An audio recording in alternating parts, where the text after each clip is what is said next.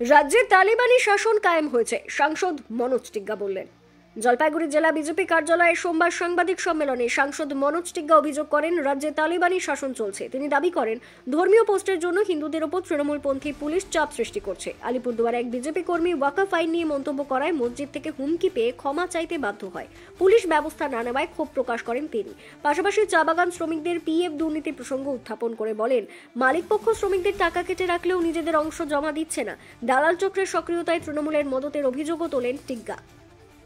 অনেক মালিক যারা চা বাগানের মালিক আছেন তারা পিএফ এর টাকা কাটছেন শ্রমিকদের কাছ থেকে, কিন্তু শ্রমিকদেরও টাকা জমা দিচ্ছেন না এবং যে পিএফ মালিকের যে কন্ট্রিবিউশন তার যে অংশ সেটাও জমা দিচ্ছে না।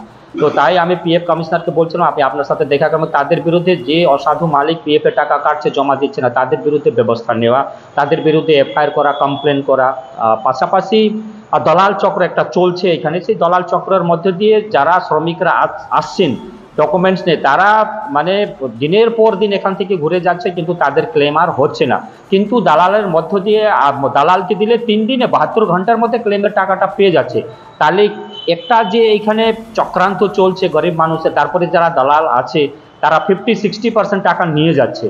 তো তার জন্য আমি এর আগে পিএফ কমিশনারকে বলছিলাম, এখনও চলছে, তুলনামূলকভাবে কম হয়েছে কিন্তু এখনও চলছে, যাতে এটা পূর্ণাঙ্গ পুরোপুরিভাবে বন্ধ হয়ে যায়, যাতে যার টাকা আছে সেই এখানে আসে এবং ক্লেম করে এবং সেই টাকাটা পায়, সেটা পিএফ হোক, ইডিএলআই হোক কিংবা পেনশন হোক, সঠিকভাবে পাক। তার জন্য আমি পিএফ কমিশনার যিনি আছেন তাদের সাথে কথা বলে এসেছি, যাতে মানুষ নিজের প্রাপ্য। আপনাকে স্পষ্টভাবে জানিয়ে দিই, আমি কোনো রাজনীতি করতে আসিনি। নিশ্চিতভাবে যে পিএফ ডিপার্টমেন্ট আছে সেটা কেন্দ্র সরকারের, কিন্তু এইখানে যারা ইন্ডাস্ট্রিয়ালিস্ট, যারা চা বাগানের মালিক আছেন, বিশেষ করে চা বাগান কিংবা অন্যান্য ডিপার্টমেন্ট, যেহেতু চা বাগান নিয়ে আমি এসেছি, তো চা বাগানে পিএফ এর টাকা কাটছে মালিকরা জমা দিচ্ছে না।